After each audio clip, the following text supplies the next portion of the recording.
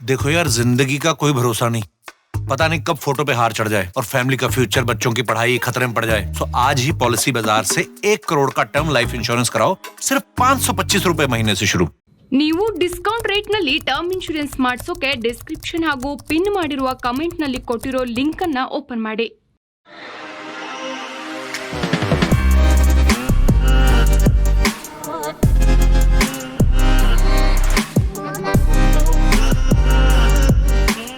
Hi friends, ದಿನದ ಎಲ್ಲ ಪ್ರಮುಖ ಸುದ್ದಿಯನ್ನ ನಿಮಗೆ ತಲುಪಿಸುವ mastmaga.comನ ಫುಲ್ ನ್ಯೂಸ್ಗೆ ಸ್ವಾಗತ. ನಾನು ಅಮರ್ ಪ್ರಸಾದ್. ಅಯೋಧ್ಯೆ ಶ್ರೀರಾಮ ಜನ್ಮಭೂಮಿ ತೀರ್ಥ ಕ್ಷೇತ್ರ ಟ್ರಸ್ಟ್ ಕಾರ್ಯದರ್ಶಿ ಚಂಪತ್ ರಾಯ್ ಕೊಟ್ಟ ಹೇಳಿಕೆ ರಾಮ ಮಂದಿರದಲ್ಲಿ ರಾಜಕೀಯ ಬಿರುಗಾಳಿ ಎಬ್ಬಿಸುವ ಸೂಚನೆ ಕೊಡ್ತಾ ಇದೆ. ಚಂಪತ್ ರಾಯ್, ರಾಮ ಮಂದಿರ ರಮಾನಂದ ಸಂಪ್ರದಾಯಸ್ಥರಿಗೆ ಮೀಸಲಾಗಿದೆ, ಸನ್ಯಾಸಿಗಳಿಗೆ, ಶೈವ ಹಾಗೂ ಶಾಕ್ತ ಸಂಪ್ರದಾಯಸ್ಥರಿಗೆ ಮೀಸಲಾಗಿಲ್ಲ ಅಂತ ಸ್ಟೇಟ್ಮೆಂಟ್ ಕೊಟ್ಟಿದ್ದಾರೆ. ರಾಮ ಮಂದಿರದ ಪೂಜಾ ಪ್ರಕಾರದ ಬಗ್ಗೆ ಕೇಳಿದಾಗ ಚಂಪತ್ ರಾಯ್ ಈ ರೀತಿ ಹೇಳಿದ್ದಾರೆ. ಇದರ ಬೆನ್ನಲ್ಲೇ ಆದಿಗುರು ಶಂಕರಾಚಾರ್ಯರ 4 ಜ್ಯೋತಿರ್ಮಠಗಳ ಮಠಾಧೀಶರು ರಾಮ ಮಂದಿರ ಉದ್ಘಾಟನಾ ಕಾರ್ಯಕ್ರಮದಲ್ಲಿ ಭಾಗಿ ಆಗಲ್ಲ ಅಂತ ಹೇಳಿದ್ದಾರೆ. ತಾವು ಹಾಗೂ ಇತರ 3 ಶಂಕರಾಚಾರ್ಯರು ಕಾರ್ಯಕ್ರಮಕ್ಕೆ ಬರೋದಿಲ್ಲ ಅಂತ ಹಿಮಾಚಲ ಪ್ರದೇಶದ ಜೋಶಿ ಮಠದ ಅವಿಮುಕ್ತೇಶ್ವರಾನಂದ ಸರಸ್ವತಿ ಹೇಳಿಕೆಯನ್ನು ಕೊಟ್ಟಿದ್ದಾರೆ. ಆ ಮೂಲಕ ಜೋಶಿ ಮಠ, ದ್ವಾರಕಾ, ಪುರಿ ಹಾಗೂ ಶೃಂಗೇರಿ ಶಾರದಾ ಪೀಠದ ಮಠಾಧೀಶರು ಕಾರ್ಯಕ್ರಮಕ್ಕೆ ಬರೋದಿಲ್ಲ ಅಂತ ಹೇಳಲಾಗ್ತಾ ಇದೆ. ಆದರೆ ಶೃಂಗೇರಿ ಮಠದ ಆಡಳಿತ ಪ್ರಕಟಣೆ ಕೊಟ್ಟು ಕೆಲ ಧರ್ಮ ದ್ವೇಷಿಗಳು ಶ್ರೀ ಭಾರತೀ ತೀರ್ಥ ಮಹಾಸ್ವಾಮಿಗಳ ಫೋಟೋ ಜೊತೆಗೆ ಶ್ರೀಗಳು ಕಾರ್ಯಕ್ರಮವನ್ನು ವಿರೋಧಿಸುತ್ತಾರೆ ಅನ್ನೋ ಸಂದೇಶ ಹಾಕಿ ಪ್ರಚಾರ ಮಾಡ್ತಿದ್ದಾರೆ. ಇದೆಲ್ಲ ಸುಳ್ಳು ಅಂತ ಹೇಳಿದೆ. ಆದರೆ ಶ್ರೀಗಳು ರಾಮ ಮಂದಿರ ಕಾರ್ಯಕ್ರಮಕ್ಕೆ ಬರ್ತಾರಾ ಇಲ್ವಾ ಅನ್ನೋ ಬಗ್ಗೆ ಸ್ಪಷ್ಟೀಕರಣ ಕೊಟ್ಟಿಲ್ಲ. ಇದಕ್ಕೂ ಮೊದಲು ಮಾತನಾಡಿದ್ದ ಜೋಶಿ ಮಠದ ಅವಿಮುಕ್ತೇಶ್ವರಾನಂದ ಶ್ರೀಗಳು, ರಾಮ ಮಂದಿರ ಇನ್ನೂ ಪೂರ್ಣಗೊಂಡಿಲ್ಲ, ಶಾಸ್ತ್ರ ವಿಧಿಗಳನ್ನು ಪಾಲಿಸುವುದು ನಮ್ಮ ಧರ್ಮ, ಮಂದಿರ ಅಪೂರ್ಣ ಇರುವಾಗ ಪ್ರಾಣ ಪ್ರತಿಷ್ಠಾಪನೆ ಮಾಡಬಾರ್ದು, ಹಾಗಾಗಿ ನಾವು ಬರೋದಿಲ್ಲ ಅಂತ ಹೇಳಿದರು. ಇನ್ನು ಪುರಿಯ ಗೋವರ್ಧನ ಮಠದ ನಿಶ್ಚಲಾನಂದ ಸರಸ್ವತಿ ಮಾತನಾಡಿ, ನಾನು ರಾಮ ಮಂದಿರಕ್ಕೆ ಬಂದು ಏನು ಮಾಡಲಿ, ಮೋದಿ ಅವರು ರಾಮ ಮಂದಿರ ಉದ್ಘಾಟಿಸಿ ವಿಗ್ರಹ ಸ್ಪರ್ಶಿಸಿದಾಗ ನಾ ಅಲ್ಲಿ ನಿಂತ್ಕೊಂಡು ಚಪ್ಪಾಳೆ ತಟ್ಟಬೇಕಾ, ರಾಮ ಮಂದಿರದಲ್ಲಿ ಶಂಕರಾಚಾರ್ಯರಿಗೆ ಏನು ಕೆಲಸ ಅಂತ ಪ್ರಶ್ನೆ ಮಾಡಿದ್ರು. ಈ ವಿಡಿಯೋವನ್ನ ನಾಗಾಲ್ಯಾಂಡ್ ಯೂತ್ ಕಾಂಗ್ರೆಸ್ ಪೋಸ್ಟ್ ಮಾಡಿದೆ. ಟ್ರಸ್ಟ್ ಕಾರ್ಯದರ್ಶಿ ಚಂಪತ್ ರಾಯ್ ಹೇಳಿಕೆ ಬೆನ್ನಲ್ಲೇ ಜ್ಯೋತಿರ್ಮಠದ ಮಠಾಧೀಶರು ಈ ರೀತಿ ಹೇಳಿಕೆಯನ್ನು ಕೊಟ್ಟಿದ್ದಾರೆ. ಅಲ್ಲದೆ ಈ ಬಗ್ಗೆ ವ್ಯಾಪಕ ವಿರೋಧವೂ ವ್ಯಕ್ತ ಆಗಿದೆ. ಅವರೂ ಸೇರಿದಂತೆ ಟ್ರಸ್ಟ್ನ ಇತರ ಸದಸ್ಯರು ತಮ್ಮ ಸ್ಥಾನಗಳಿಗೆ ರಾಜೀನಾಮೆ ಕೊಡಬೇಕು ಅನ್ನೋ ಕೂಗು ಕೇಳಿ ಬರ್ತಾ ಇದೆ. ರಾಮ ಮಂದಿರ ಆಹ್ವಾನವನ್ನ ಗೌರವಪೂರ್ವಕವಾಗಿ ರಿಜೆಕ್ಟ್ ಮಾಡ್ತಾ ಇದ್ದೀವಿ, ನಾವು ಹೋಗಲ್ಲ ಅಂತ ಕಾಂಗ್ರೆಸ್ ಹೇಳಿತು. ಆದರೆ ಕಾಂಗ್ರೆಸ್ ಪಾರ್ಟಿ ಒಳಗೆ ಇನ್ನಷ್ಟು ಕನ್ಫ್ಯೂಷನ್ ಇರೋದು ಸ್ಪಷ್ಟವಾಗಿ ಕಾಣಿಸ್ತಾ ಇದೆ. ರಾಮ ಜನ್ಮಭೂಮಿ ಬಾಬರಿ ಮಸೀದಿ ಬಗ್ಗೆ ಕಾಂಗ್ರೆಸ್ಗಿದ್ದ ಧೋರಣೆ ಈ ರೀತಿ ವ್ಯಕ್ತ ಆಗ್ತಾ ಇದೆ ಅಂತ ವಿಶ್ಲೇಷಣೆ ಮಾಡಲಾಗ್ತಾ ಇದೆ. ಯಾಕಂದರೆ ಕಾಂಗ್ರೆಸ್ ನಾಯಕಿ ಸೋನಿಯಾ ಗಾಂಧಿ ಹಾಗೂ ಮಲ್ಲಿಕಾರ್ಜುನ ಖರ್ಗೆ, ಅಧೀರ್ ರಂಜನ್ ಚೌಧರಿ ಸೇರಿ ಇತರ ನಾಯಕರು ಕಾರ್ಯಕ್ರಮಕ್ಕೆ ಹೋಗೋ ವಿಚಾರವಾಗಿ ಕಾಂಗ್ರೆಸ್ ಪಾಳೆಯದಲ್ಲಿ ಒಲವು ಇತ್ತು. ಯುಪಿ ಹಾಗೂ ಪಶ್ಚಿಮದ ರಾಜ್ಯಗಳು ಅಂದರೆ ಗುಜರಾತ್, ರಾಜಸ್ಥಾನ್, ಯುಪಿ, ಮಧ್ಯಪ್ರದೇಶ, ಇಲ್ಲಿನ ಕಾಂಗ್ರೆಸ್ ನಾಯಕರುಗಳು ಹೋಗಿ ಅಂತ ಹೇಳ್ತಾ ಇದ್ರು ಅಂತ ಹೇಳಲಾಗ್ತಿದೆ. ಇದಕ್ಕೆ ಪುಷ್ಟಿ ಕೊಡುವಂತೆ ಗುಜರಾತ್ ಹಿರಿಯ ಕಾಂಗ್ರೆಸ್ ನಾಯಕ ಅರ್ಜುನ್ ಮೊಧ್ವಾದಿಯಾ ಓಪನ್ ಆಗಿ ಕಾಂಗ್ರೆಸ್ ನಿರ್ಧಾರವನ್ನು ಖಂಡಿಸಿದ್ದಾರೆ. ಶ್ರೀರಾಮ ಎಲ್ಲರಿಗೂ ದೇವರು, ಇದು ದೇಶದ ಜನರ ಭಕ್ತಿ ಹಾಗೂ ನಂಬಿಕೆ ವಿಚಾರ. ಕಾಂಗ್ರೆಸ್ ಈ ರೀತಿ ನಿರ್ಧಾರ ತಗೋಬಾರ್ದಾಗಿತ್ತು ಅಂತ ಗುಜರಾತ್ ಕಾಂಗ್ರೆಸ್ನ ಹಿರಿಯ ನಾಯಕ ಪೋಸ್ಟ್ ಮಾಡಿ ಅಸಮಾಧಾನವನ್ನು ಹೊರಗೆ ಹಾಕೇ ಬಿಟ್ಟಿದ್ದಾರೆ. ಆದರೆ ದಕ್ಷಿಣ ರಾಜ್ಯಗಳ ಕಾಂಗ್ರೆಸ್ ನಾಯಕರು ರಾಮ ಮಂದಿರಕ್ಕೆ ಹೋಗೋದ್ರ ಬಗ್ಗೆ ಆಕ್ಷೇಪ ವ್ಯಕ್ತಪಡಿಸಿದರು. ಅದರಲ್ಲೂ KC ವೇಣುಗೋಪಾಲ್ ಕೇರಳದವರು, ಜೈರಾಮ್ ರಮೇಶ್ ಅವರು, ಇವರೆಲ್ಲ ಇದನ್ನ ಒಪ್ಪಿರಲಿಲ್ಲ. ರಾಮ ಮಂದಿರ ಉದ್ಘಾಟನೆ ವೇಳೆ ಕಾಂಗ್ರೆಸ್ನ ಉಪಸ್ಥಿತಿ ಇದ್ರೆ ಅದು ಮೋದಿ ಸರ್ಕಾರಕ್ಕೆ ಮತ್ತಷ್ಟು ಬೂಸ್ಟ್ ಕೊಟ್ಬಿಡುತ್ತೆ. ಬರೋ ಲೋಕಸಭಾ ಚುನಾವಣೆಯ ಪ್ರಚಾರದ ವೇಳೆ ಬಿಜೆಪಿ ರಾಮ ಮಂದಿರ ಅಸ್ತ್ರವನ್ನ ಪ್ರಯೋಗ ಮಾಡುತ್ತೆ. ಅದರಿಂದ ಕಾಂಗ್ರೆಸ್ನವರು ಈ ಕಾರ್ಯಕ್ರಮದಲ್ಲಿ ಭಾಗಿಯಾಗಬಾರದು ಅಂತ ಈ ಗುಂಪು ಪ್ರೆಷರ್ ಹಾಕಿದೆ ಅಂತ ಹೇಳಲಾಗ್ತಾ ಇದೆ. ರಾಜ್ಯದಲ್ಲಿ ಸಿಎಂ ಸಿದ್ದರಾಮಯ್ಯ, ಸಚಿವ ಪರಮೇಶ್ವರ್ ಪಕ್ಷದ ನಿರ್ಧಾರದ ಬೆನ್ನಿಗೆ ನಿಂತಿದ್ದಾರೆ. ಇವರಿಗೆ ಟಕ್ಕರ್ ಕೊಡೋ ಥರ ಕೇಂದ್ರ ಸಚಿವ ಪ್ರಹ್ಲಾದ್ ಜೋಶಿ ಅಲ್ಪಸಂಖ್ಯಾತರ ಓಲೈಕೆಗೋಸ್ಕರ ಕಾಂಗ್ರೆಸ್ ಆಹ್ವಾನವನ್ನು ನಿರಾಕರಿಸಿದೆ ಅಂತ ಟೀಕಿಸಿದ್ದಾರೆ. ಆದರೆ ಸ್ಪೀಕರ್ UT ಖಾದರ್ ಮಾತ್ರ ರಾಮ ಮಂದಿರ ಕಾರ್ಯಕ್ರಮ ಸಮಾಜ ಹಾಗೂ ದೇಶವನ್ನು ಒಗ್ಗೂಡಿಸೋ ಕಾರ್ಯಕ್ರಮ ಅಂತ ಹೇಳಿಬಿಟ್ಟಿದ್ದಾರೆ. ಕಾಂಗ್ರೆಸ್ಸಿಗ ಹಾಗೂ ಸದ್ಯ ಸ್ಪೀಕರ್ ಸ್ಥಾನದಲ್ಲಿ ಕೂತಿರುವಂಥ UT ಖಾದರ್ ಈ ರೀತಿ ಹೇಳಿಕೆ ಕೊಟ್ಟಿದ್ದಾರೆ. ಕಾಂಗ್ರೆಸ್ನ ಹೈಕಮಾಂಡ್ ಆ ರೀತಿ ನಿರ್ಧಾರ ಕೈಗೊಂಡಿರೋ ಟೈಮ್ನಲ್ಲಿ ಅಲ್ಪಸಂಖ್ಯಾತ ಸಮುದಾಯದಿಂದ ಬರುವಂತಹ UT ಖಾದರ್ ಹಿಂಗೆ ಹೇಳಿಕೆಯನ್ನು ಕೊಟ್ಟಿದ್ದಾರೆ. ಸೊ ಕಾಂಗ್ರೆಸ್ನಲ್ಲಿ ಸಿಕ್ಕಾಪಟ್ಟೆ ಕನ್ಫ್ಯೂಷನ್ ಈ ವಿಚಾರಕ್ಕೆ ಸಂಬಂಧಪಟ್ಟ ಹಾಗೆ. ಇನ್ನು PM ಮೋದಿ ಮುಸ್ಲಿಂ ಸಮುದಾಯದ ಸದಸ್ಯರನ್ನ ಭೇಟಿಯಾಗಿ ಅವರಿಗೆ ಚಾದರ್ ಅಥವಾ ಪವಿತ್ರ ಬಟ್ಟೆಯನ್ನ ಗಿಫ್ಟ್ ಕೊಟ್ಟಿದ್ದಾರೆ. ರಾಜಸ್ಥಾನದ ಅಜ್ಮೀರ್ನ ಶರೀಫ್ ದರ್ಗಾಗೆ ಮೋದಿ ಈ ಗಿಫ್ಟ್ ಕೊಟ್ಟಿದ್ದಾರೆ. ಸಂತ ಮೊಯಿನುದ್ದೀನ್ ಚಿಸ್ತಿ ಅವರ ಸ್ಮರಣಾ ದಿನ ಅಥವಾ ಉರ್ಸ್ ಆಚರಣೆಗಾಗಿ ಈ ಚಾದರ್ ಕೊಡಲಾಗಿದೆ ಅಂತ PM ಮೋದಿ ಪೋಸ್ಟ್ ಕೂಡ ಮಾಡಿದ್ದಾರೆ.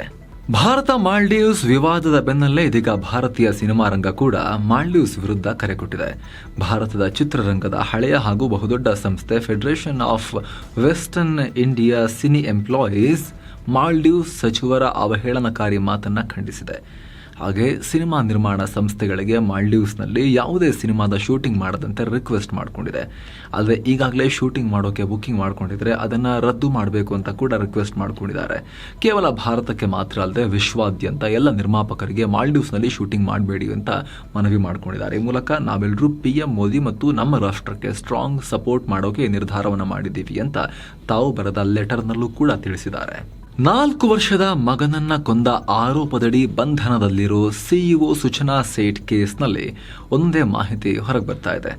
ಸದ್ಯ ಪೊಲೀಸರ ವಿಚಾರಣೆ ವೇಳೆ ಮಗುವನ್ನ ಕೊಂದಿರೋ ಬಗ್ಗೆ ಸರಿಯಾಗಿ ಬಾಯಿ ಬಿಡದೆ ಸತಾಯಿಸ್ತಾ ಇದ್ದಾರೆ ಅಂತ ವರದಿಯಾಗಿದೆ. ಮಗುವನ್ನ ಕೊಲ್ಲೋಕು ಮುಂಚೆ ಮಗು ಮತ್ತಿನಲ್ಲಿ ಇರೋಕೆ ಒಂದು ಬಾಟಲ್ ಟಾನಿಕ್ ಕುಡಿಸಿದ್ರು ಅಂತ ಗೊತ್ತಾಗಿದೆ. ಇನ್ನು ಮಗು ಹತ್ಯೆಯಾದ ಸ್ಥಳದಲ್ಲಿ ಪತ್ತೆಯಾಗಿದ್ದ ರಕ್ತದ ಕಲೆಗಳು ಕೂಡ ಮ್ಯಾಚ್ ಆಗಿವೆ ಅಂತ ಗೋವಾ DGP ಜಶ್ಪಾಲ್ ಸಿಂಗ್ ಹೇಳಿದ್ದಾರೆ. ಮತ್ತೊಂದು ಕಡೆ ಪತಿ ವೆಂಕಟರಮಣ ಜೊತೆಗೆ ವಿಚ್ಛೇದನ ಪ್ರಕ್ರಿಯೆ ಹಂತದಲ್ಲಿರುವಂತಹ ಸುಚನಾ ಸೇಠ್ ಪತಿ ವಿರುದ್ಧ ಕೌಟುಂಬಿಕ ದೌರ್ಜನ್ಯದ ಆರೋಪವನ್ನು ಕೂಡ ದಾಖಲು ಮಾಡಿದ್ರು.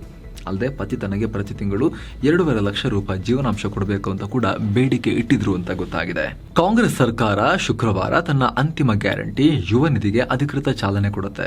ಆ ಮೂಲಕ ಡಿಪ್ಲೊಮಾ ಮತ್ತು ಪದವೀಧರ ನಿರುದ್ಯೋಗಿಗಳಿಗೆ ಪ್ರತಿ ತಿಂಗಳು ಉದ್ಯೋಗ ಭತ್ಯೆ ಕೊಡೋ ಯೋಜನೆಯಡಿ ಹಣ ವರ್ಗಾವಣೆ ಮಾಡೋಕೆ ಆರಂಭ ಮಾಡ್ತಾ ಇದ್ದೀವಿ ಅಂತ ಸರ್ಕಾರ ಹೇಳಿದೆ. ಒಂದು ಕಡೆ ಯುವ ನಿಧಿ ಶುರು ಮಾಡ್ತಿರೋ ಸರ್ಕಾರ ಈ ಕಡೆ PUC ವಿದ್ಯಾರ್ಥಿಗಳಿಗೆ ಕಾಲೇಜು ಶುಲ್ಕ ಹೆಚ್ಚಳ ಮಾಡೋಕೆ ಮುಂದಾಗಿದೆ.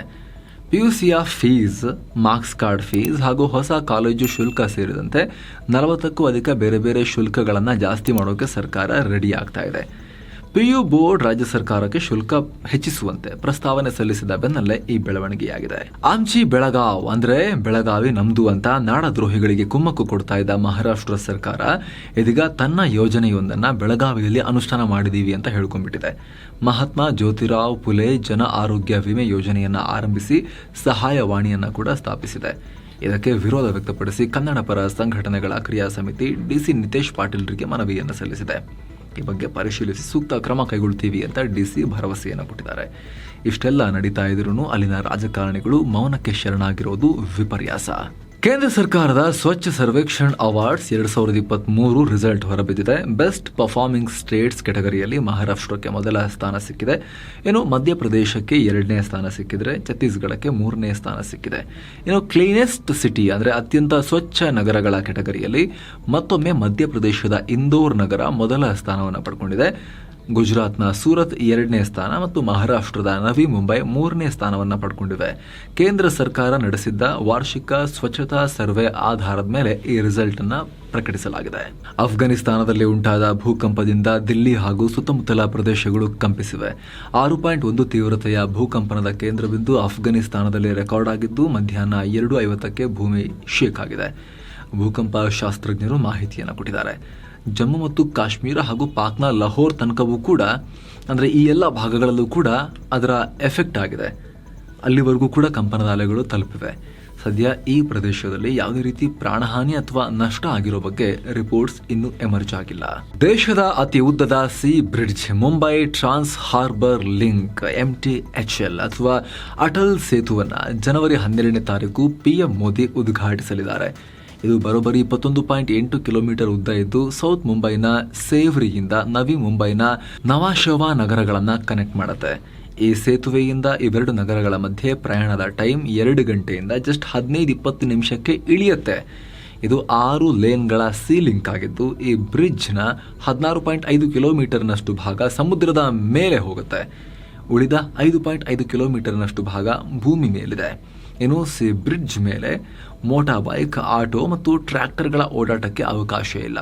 ಉಳಿದ ವಾಹನಗಳಿಗೆ ಪ್ರತಿ ಗಂಟೆಗೆ 100 ಕಿಲೋಮೀಟರ್ನ ಸ್ಪೀಡ್ ಲಿಮಿಟ್ ಇದೆ. ಜೊತೆಗೆ ಇದರಲ್ಲಿ ಸಾಗೋ ಕಾರ್ಗಳಿಗೆ ಒನ್ ವೇ ಟೋಲ್ ದರವನ್ನು ₹250 ಫಿಕ್ಸ್ ಮಾಡಲಾಗಿದೆ. ಈ ಬ್ರಿಡ್ಜ್ ನಿರ್ಮಾಣಕ್ಕೆ 21,200 ಕೋಟಿ ರೂಪಾಯಿ ಖರ್ಚಾಗಿದೆ. ಈ ಪೈಕಿ 15,000 ಕೋಟಿ ರೂಪಾಯಿ ಲೋನ್ ಪಡೆದಿದ್ದೀವಿ ಅಂತ ಮಹಾರಾಷ್ಟ್ರ ಮುಖ್ಯಮಂತ್ರಿ ಏಕನಾಥ್ ಶಿಂದೆ ಹೇಳಿದ್ದಾರೆ. ಬ್ರಿಟನ್ ಪ್ರವಾಸದಲ್ಲಿರೋ ರಕ್ಷಣಾ ಸಚಿವ ರಾಜನಾಥ್ ಸಿಂಗ್ ಬ್ರಿಟನ್ ಪ್ರಧಾನಿ ರಿಷಿ ಸುನಾಕ್ರನ್ನ ಭೇಟಿ ಮಾಡಿದ್ದಾರೆ. ನಂತರ ಬ್ರಿಟನ್ ರಕ್ಷಣಾ ಸಚಿವ ಗ್ರಾಂಡ್ ಶಾಪ್ಸ್ ಜೊತೆಗೆ ದ್ವಿಪಕ್ಷೀಯ ಮಾತುಕತೆ ನಡೆಸಿದ್ದಾರೆ. ಈ ವೇಳೆ ಯುದ್ಧ ವಿಮಾನಗಳು ಮತ್ತು ಇತರೆ ಸಲಕರಣೆಗಳನ್ನು ಜಂಟಿಯಾಗಿ ಡೆವಲಪ್ ಮಾಡೋ ಒಪ್ಪಂದಕ್ಕೆ ಉಭಯ ನಾಯಕರು ಸೈನ್ ಹಾಕಿದ್ದಾರೆ. ಜಮ್ಮು ಕಾಶ್ಮೀರ ಮಾಜಿ ಸಿಎಂ ಮೆಹಬೂಬಾ ಮುಫ್ತಿ ಕಾರು ಅಪಘಾತದಲ್ಲಿ ಪ್ರಾಣಾಪಾಯದಿಂದ ಬಚಾವಾಗಿದ್ದಾರೆ. ಕಾಶ್ಮೀರದ ಅನಂತನಾಗ್ ನಗರಕ್ಕೆ ತಮ್ಮ ಭದ್ರತಾ ಸಿಬ್ಬಂದಿಯೊಂದಿಗೆ ತೆರಳುವ ವೇಳೆ ಈ ಅಪಘಾತ ಉಂಟಾಗಿದ್ದು ಮುಫ್ತಿಗೆ ಯಾವುದೇ ಗಾಯಗಳಾಗಿಲ್ಲ. ಆದರೆ ಅವರ ಸಿಬ್ಬಂದಿಗೆ ಸಣ್ಣ ಪುಟ್ಟ ಗಾಯಗಳಾಗಿವೆ ಅಂತ ಗೊತ್ತಾಗಿದೆ. ಖಲಿಸ್ತಾನಿ ಉಗ್ರ ಪನ್ನೂನ್ ಹತ್ಯೆ ಸಂಚು ನಿಖಿಲ್ ಗುಪ್ತಾನೇ ಮಾಡಿದ್ದು ಅನ್ನೋದಕ್ಕೆ ಸಾಕ್ಷ್ಯ ಕೊಡಿ ಅಂತ ಅಮೆರಿಕ ಕೋರ್ಟ್ ಅಲ್ಲಿನ ಬೈಡೆನ್ ಸರ್ಕಾರಕ್ಕೆ ಕೇಳಿತ್ತು. ನಿಖಿಲ್ ಗುಪ್ತಾ ಪರ ವಕೀಲರು ಸಲ್ಲಿಸಿದ ಅರ್ಜಿ ಮೇರೆಗೆ ಕೋರ್ಟ್ ಎವಿಡೆನ್ಸ್ ಕೊಡುವಂತೆ ಸರ್ಕಾರಕ್ಕೆ ಆದೇಶ ಕೊಟ್ಟಿತ್ತು. ಆದರೆ ಇದೀಗ ಅಮೆರಿಕ ಸರ್ಕಾರ ಎವಿಡೆನ್ಸ್ ಕೊಡೋಕೆ ನಿರಾಕರಿಸಿದೆ. ನಿಖಿಲ್ ಗುಪ್ತಾ ನ್ಯೂಯಾರ್ಕ್ ಕೋರ್ಟ್ಗೆ ಹಾಜರಾದ ಮೇಲೇನೆ ಈ ಸಂಬಂಧ ಮಾಹಿತಿ ಕೊಡ್ತೀವಿ ಅಂತ ಅಮೆರಿಕ ಸರ್ಕಾರ ಹೇಳ್ತಾ ಇದೆ. ಬ್ರೆಜಿಲ್ ಫುಟ್ಬಾಲ್ನ ದಂತಕತೆ ರೊನಾಲ್ಡೋ ನಜಾರಿಯೋ ಕ್ರಿಕೆಟ್ ದಿಗ್ಗಜ ವಿರಾಟ್ ಕೊಹ್ಲಿ ಬಗ್ಗೆ ಯೂಟ್ಯೂಬರ್ ಒಬ್ಬರು ಕೇಳಿದಾಗ ವಿರಾಟ್ ಯಾರು, ಅವರು ಪ್ಲೇಯರಾ ಅಂತ ಹೇಳಿಕೆಯನ್ನು ಕೊಟ್ಟು ಅಚ್ಚರಿ ಮೂಡಿಸಿದ್ದಾರೆ. ಅರೆ ನೀವು ಇವ್ರನ್ನ ನೋಡೇ ಇಲ್ವಾ ಅಂತ ಹೇಳಿ ಕೊಹ್ಲಿ ಫೋಟೋನ ತೋರಿಸಿದಾಗ್ಲೂ ಕೂಡ ಡೆಫಿನೆಟ್ಲಿ ಇವ್ರನ್ನ ನೋಡಿದ್ದೀನಿ ಅಂತ ಹೇಳಿಕೆಯನ್ನು ಕೊಟ್ಟಿದ್ದಾರೆ. ಬಟ್ ಹೆಸರು ಕೇಳಿದಾಗ ಗೊತ್ತಿಲ್ಲ ಯಾರದು, ಏನ್ ಮಾಡ್ತಾರೆ ಅವರು, ಪ್ಲೇಯರಾ ಅಂತೆಲ್ಲ ಕೇಳಿದ್ದಾರೆ. 2024ರ IPL ಮ್ಯಾಚ್ಗಳು ಕೆಲವೊಂದು ಶ್ರೀಲಂಕಾದಲ್ಲಿ ನಡೆಯಬಹುದು ಅನ್ನೋ ಸುದ್ದಿ ಹರಿದಾಡ್ತಾ ಇದೆ. ಅಂದಹಾಗೆ ಶ್ರೀಲಂಕಾದ ಕ್ರೀಡಾ ಸಚಿವ ಹರಿನ್ ಫರ್ನಾಂಡೋ BCCI ಕಾರ್ಯದರ್ಶಿ ಜೈ ಶಾ ಬಳಿ ಕೆಲ IPL ಪಂದ್ಯಗಳನ್ನ ನಮ್ಮಲ್ಲಿ ನಡೆಸಿ ಅಂತ ರಿಕ್ವೆಸ್ಟ್ ಮಾಡ್ಕೊಂಡಿದ್ದಾರೆ ಅನ್ನೋ ಮಾಹಿತಿ ಈಗ ವರದಿ ಆಗ್ತಾ ಇದೆ. ಇನ್ನು ಷೇರುಪೇಟೆ ವಿಚಾರಕ್ಕೆ ಬಂದ್ರೆ ಸಂವೇದಿ ಸೂಚ್ಯಂಕ 63 ಅಂಕ ಏರಿಕೆ ಕಂಡು 71,721ರಲ್ಲಿ ದಿನದ ವಹಿವಾಟನ್ನ ಅಂತ್ಯಗೊಳಿಸಿದೆ. ಇತ್ತ ನಿಫ್ಟಿ 28 ಅಂಕ ಏರಿಕೆ ಕಂಡು 21,647 ಆಗಿದೆ. ಡಾಲರ್ ಮುಂದೆ ರೂಪಾಯಿ ಮೌಲ್ಯ 2 ಪೈಸೆ ಏರಿಕೆ ಕಂಡು ₹83.2 ಆಗಿದೆ. ಇನ್ನು ಚಿನ್ನ ಮತ್ತು ಬೆಳ್ಳಿ ಬೆಲೆ ವಿಚಾರಕ್ಕೆ ಬಂದರೆ 24 ಕ್ಯಾರೆಟ್ನ 10 ಗ್ರಾಂ ಚಿನ್ನದ ಬೆಲೆಯಲ್ಲಿ ₹86 ಕಮ್ಮಿಯಾಗಿ ₹62,262 ಆಗಿದೆ.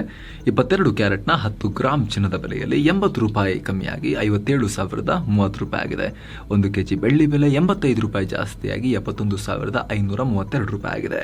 ಸೊ ಫ್ರೆಂಡ್ಸ್, ಇದಾಗಿತ್ತು ಇವತ್ತಿನ ಫುಲ್ ನ್ಯೂಸ್. ನಾವು ಕುಯ್ದಿಲ್ಲ, ಎಳೆದಿಲ್ಲ, ಕಿರ್ಚಾಡಿಲ್ಲ, ಕೇವಲ ಸುದ್ದಿಯ ರೀತಿಯಲ್ಲಿ ನಿಮಗೆ ತಲುಪಿಸೋ ಪ್ರಯತ್ನವನ್ನು ಮಾಡಿದ್ದೀವಿ. ನಮ್ಮ ಈ ಪ್ರಯತ್ನ ನಿಮಗೆ ಇಷ್ಟ ಆಗ್ತಾ ಇದ್ರೆ ದಯವಿಟ್ಟು mastmaga.comನ ಚಾನಲ್ಗೆ ಸಬ್ಸ್ಕ್ರೈಬ್ ಮಾಡಿ, ಪಕ್ಕದ ಬೆಲ್ ಐಕಾನ್ ಮೇಲೆ ಕ್ಲಿಕ್ ಮಾಡೋದನ್ನು ಯಾವುದೇ ಕಾರಣಕ್ಕೂ ಮರಿಬೇಡಿ. Thank you so much. ಮತ್ತೆ ಭೇಟಿ ಆಗ್ತಿರೋಣ. ನಮಸ್ತೆ.